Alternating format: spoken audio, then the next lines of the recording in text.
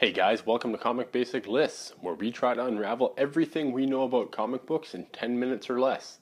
I'm Joel, and today's list, 10 things all fans should know about Captain Marvel.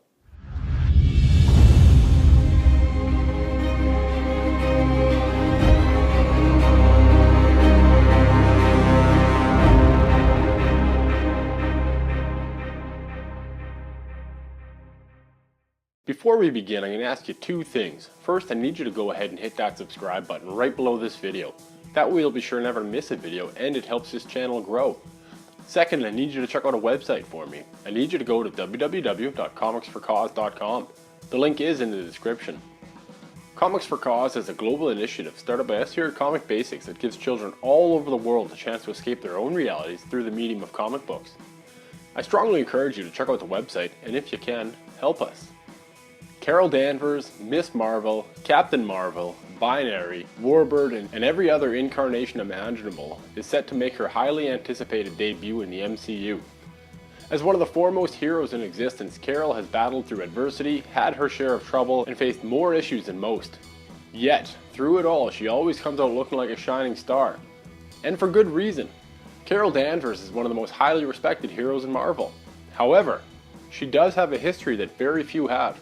I mean, reading and learning about Carol Danvers are like walking into an unorganized library and trying to figure out which book to begin with.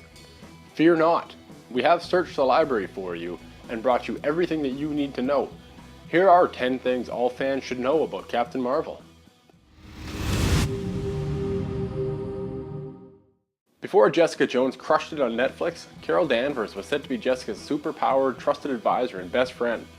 With the inclusion of Rachel Taylor's Trish Walker, this of course didn't happen. If we sit back and think about it, this makes perfect sense. Trish Walker, for as annoying as she was in the second season, is the complement to Jessica. While not terribly level-headed, Trish is unpowered. Carol is not. It'd be tough to create a show around a character who's only second best. Even still, I can't help but wonder if the first season would have been as good if Carol Danvers was around to put a stop to David Tennant's Purple Man before he even uttered his first word. Before becoming Miss Marvel, Carol was a simple human being. She had a day job, watched television at night, and slept in on Saturdays. She became half Kree after she and the original Captain Marvel, Marvel, were caught in an explosion. The exploded device, Psyche Magnetron, caused her DNA to merge with that of Marvel's, and the rest, as they say, is history. The explosion gave Carol her initial set of powers and turned her half human, half Kree. In essence, it turned her from average human to superpower near God. Of all the things fans should know about Captain Marvel, this may rank number 1. The now X-Man Rogue was once a member of the Brotherhood of Evil Mutants. While with them, she was tasked to take down Carol Danvers. To do this, she was asked to use her mutant ability to temporarily steal Carol's powers. Unfortunately for both parties, she took it a step too far.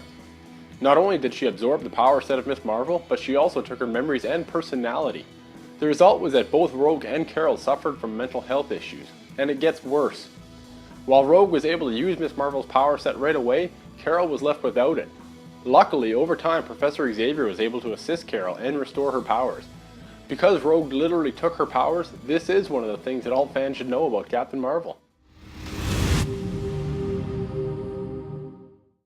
While under the care of Professor Xavier, Carol went on numerous missions with the X-Men. On one such mission, the team came into contact with the Brood.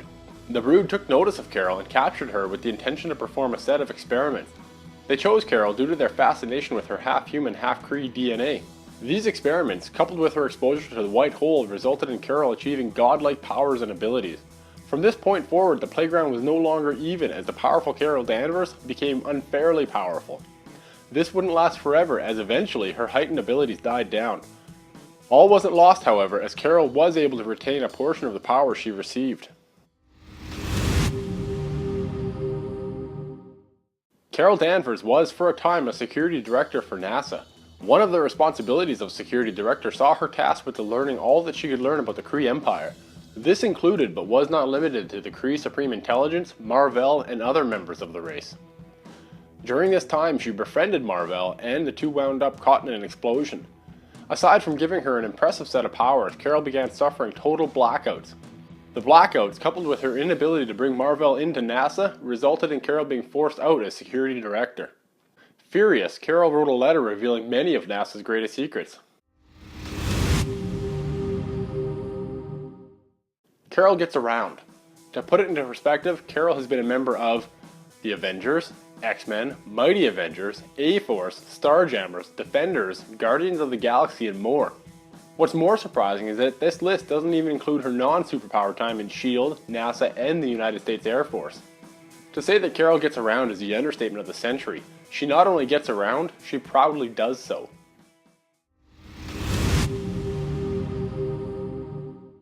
Carol, like you and I, has a breaking point. Hers came after a tragic series of events. Basically, her boyfriend was murdered, she was kidnapped, brainwashed, tortured, and she lost her powers to Rogue. This took its toll on Carol, now called Warbird, and she took to alcohol as a way to deal with her troubles. Like so many others, she needlessly suffered in silence, and it gets worse. As a consequence of her indulgences, she was forced to leave the Avengers. Luckily, a former alcoholic, current Avenger, and friend Tony Stark took some time to help Carol. Under his guidance, she recovered and made her way back to the team, stronger and more determined than ever. Her addiction is only one of the two lowest points in Carol's life. In possibly the darkest time of her life, Carol was kidnapped by a being from off-Earth named Marcus Immortus. Under his capture, she was brainwashed, forced to fall in love, impregnated, and sent back to Earth, not remembering any of it. Avengers 200 is one of the most infamous stories in the company's history. Not only did it brutalize the main character, but it also did so in a manner that took the topic far too lightly. At no point did the writers or editors shed some light on their thoughts and reasons for it. The story was so poorly received that Marvel made a failed attempt to retcon it out of existence. It didn't work and the damage was done. Carol, the Avengers, and Marvel's credibility took a hit and they're still paying for it today. As the darkest moment in Carol's life, Avengers number 200 is, without a doubt, one of the things that all fans should know about Captain Marvel. During the House of M storyline, Wanda Maximoff created a reality in which superheroes reign supreme over their human counterparts. In this reality, Carol Danvers was viewed as the most respected and adored hero in existence. While this may seem great, understand that once reality was restored, Carol was left heartbroken. This occurred because after House of M, she was no longer the most respected hero around. Don't let that create a misinterpretation of the character. Carol is good to the core and does everything in her power to protect the people of Earth. As such, she has a strong desire to be loved by all those around her. House of M granted her that adoration and then firmly took it away.